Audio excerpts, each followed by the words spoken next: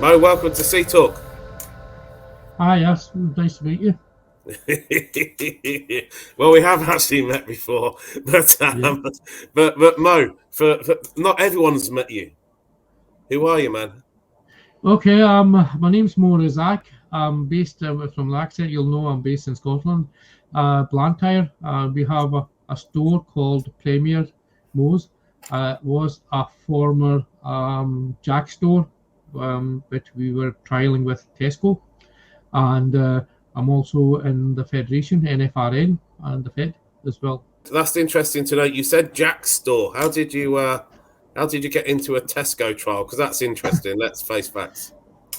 Yeah, I was asked what it was they wanted to see if the Jack's concept would work as a symbol group, and so we changed the store and spent a fair bit of money on it, put new refrigeration, flooring, and everything else, and we needed a mini refit anyway, but not to that level. But at the same time, I wanted to make the change.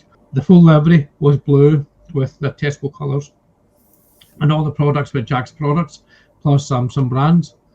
And for us, it did really well. The only negative thing for Scotland, it wasn't for the UK, but for Scotland was the name Jack's, because you know how we have politics here with the SNP, Labour, and Scottish Conservatives. Well, the name Jack's, the SNP thought that it was Union Jacks instead of Jack's. That's in Jack Cohen, the owner of Tesco, and that led to some threats of boycotts more than anything else.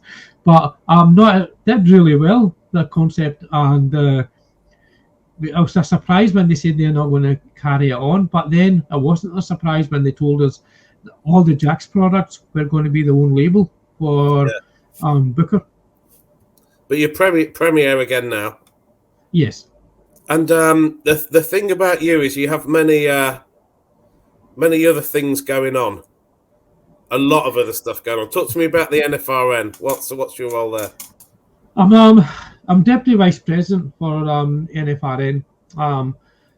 Really, my remit's been really to try and push change through, and change the way we're set up, and make us more fit for the 20th century, and that's what we've done.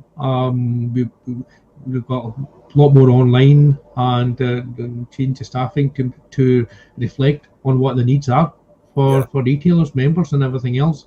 So that's all it was. I'm very passionate about retail, and very keen to push changes through as well, because I think we need change, because I think retailers need a lot of help just now.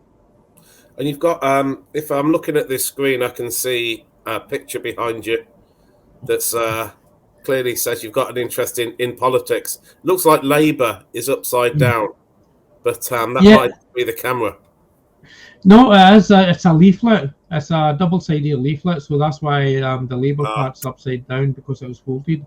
I'm a Labour councillor. I've been a Labour councillor for a good number of years now. This is my third term in politics, which is absolutely brilliant, because of the fact that I'm a minority councillor in an area where it's 99.9% white. It shows you a lot of kudos, and it shows you the kind of area I'm in, which is absolutely fantastic. The people are really good, very community minded. It's a deprived area, and I'm not going to knock that and lie about that and say that as a deprived area we've got our issues. We've got the issues with retail crime. We've got issues with shoplifting and things like that, and also we've got issues with drug and alcohol abuse as well. So it's not our demographics is on the lower scale. So Mo, we've got only a few seconds left. Let me ask you. You obviously pretty high up in the NFRN these days, which is great. Local councillor. Why do you get involved in these things? Change. I got involved in the council in my area was when we had it was 19 years ago now, 20 years ago. We had a child killed in a school, and it was a weekend, and a 12-year-old stabbed a 13-year-old. And we were in, myself and my friend were in the shop, and we kept the boy alive until the ambulance came, but the boy died in the ambulance. Right. And then it's a wake-up call. It's a wake-up call to say, right, yeah, the only way you can make change is if you're part of it. And because we're part of it, that's how we made the change in that area. And then we did that with political side, and then on the federation side as well, because it's okay talking from the sidelines, but if you take an active part and want to do something about it, then that's what you do.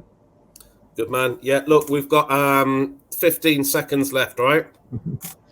Before we disappear, there's lots of retailers watching this. You're a successful retailer.